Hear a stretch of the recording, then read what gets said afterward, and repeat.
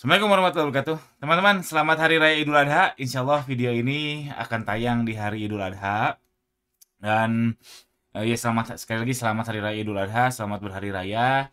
Dan hari Idul Adha ini tahun ini jatuh di hari Senin, di mana hari Senin biasanya saya nge-review atau ngebedah toko. Jadi libur dulu bedah tokonya atau bedah bisnisnya dari sisi front end, libur dulu. Libur dulu bagi yang mau dibedah tokonya, cek aja di ganilozaki.com. Di situ ada bedah toko yang gratis, ada yang berbayar juga. Yang gratis cuma diomongin doang dari sisi front end, yang berbayar insya Allah mudah-mudahan bisa ngebuka blind spotnya teman-teman. Jadi ini libur tapi saya tetap mau bikin konten yang ada kaitannya sama Idul Adha dan ada kaitannya sama bisnis juga. Jadi soal penggemukan domba. Ini saya menyampaikan opini saya ya, dan sangat mungkin salah. Ya mudah-mudahan bisa ada insight buat teman-teman yang nonton video ini. Jadi waktu habis lebaran tahun tahun ini ya, habis lebaran itu saya kepikiran, entah dapat inspirasi dari mana, entah dari teman, entah dari siapa, saya juga nggak ingat betul, yaitu bisnis penggemukan domba. Bukan sapi, tapi domba.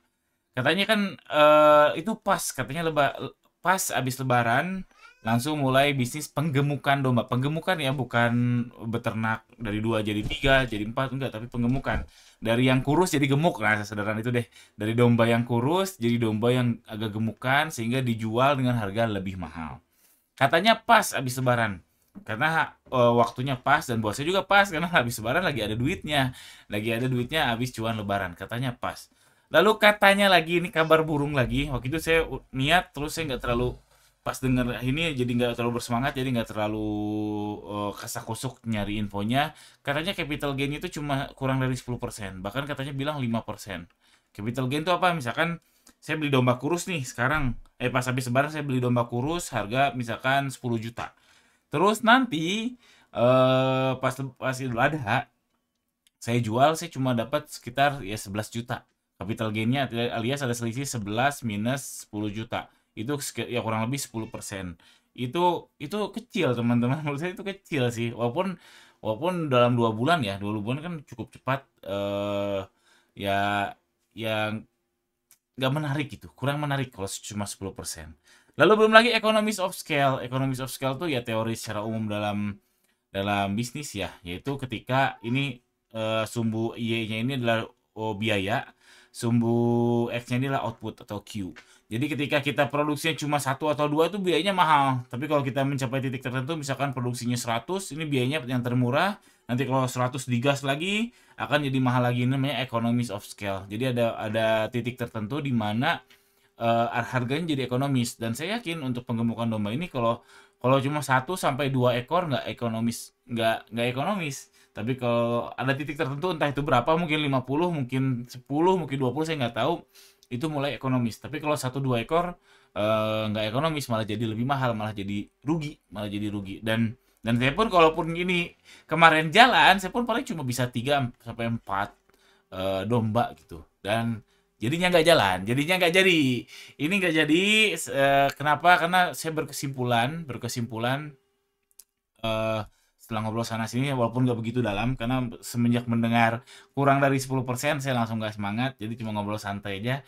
Yang paling benar itu katanya, bukan katanya, sorry, menurut saya paling benar itu nitip ke yang sudah jalan. Jadi kalau udah punya temen yang memang mainnya di peternakan domba, nah nitip ke dia. Atau misalkan nitip ke sekarang kan udah banyak ya peer to peer lending ya, kayak misalkan Syafiq, LBS, terus Amarta, banyak lah. Setahu saya sih harusnya ada ya tentang domba-domba kayak gini. Harusnya ada. Jadi paling benar kayaknya ke situ. Nitip. Jadi kita nggak pusing mau beli domba berapa, enggak. Ada uang misalkan 5 juta, ya udah 5 juta ke arena penggemukan domba. Kita nggak peduli dombanya ada satu atau dua, sebelumnya kilogramnya berapa, setelahnya kilogramnya berapa, nggak peduli. Jadi investasi. Dan itu nggak jadi. Menurut saya itu paling benar kayak gitu. Kita jadi investasi ke instrumennya domba. Kalau mau memang main penggemukan domba.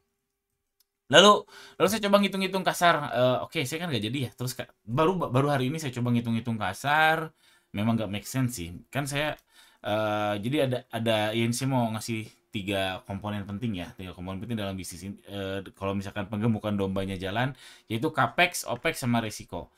Jadi katakanlah kita harus bikin kandang, ini kan kandang capex ya, bikin kandang walaupun kandangnya tuh minimalis ya, walaupun minimalis itu kan bikin kayak gitu tuh mahal. Teman-teman kalau yang ngalamin bersinggungan sama tukang ya, katakanlah bikin oke bikin shelter sementara ya.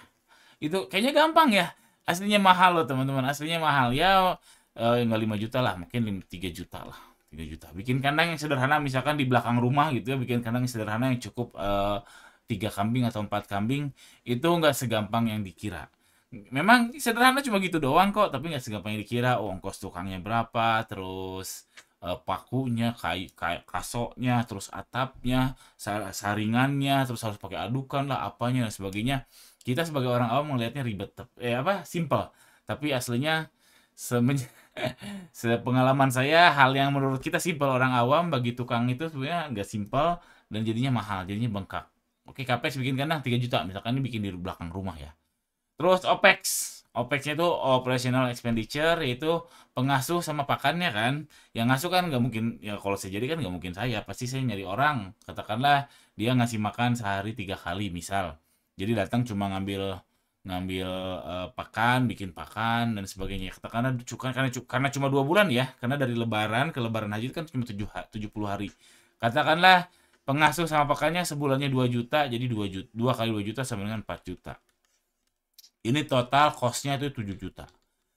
Ini hitungan bodohnya aja, hitungan bodohnya aja. Cost-nya 7 juta. Sedangkan saya itu sanggupnya beli ke 3 sampai ya 3 sampai 5 lah. Ke 3 sampai 5 katakanlah 5 kambing, 5 kambing. Harga jual kambing ke di Idul Adha itu ya sekitar biar gampang 3 juta lah. 3 juta ya biar gampang ya. 3 juta berarti di ujungnya kalaupun saya berhasil menggemukkan 5 terus terjual semua, 5 kali 3 sama dengan 15 juta. Ini 15 juta omsetnya.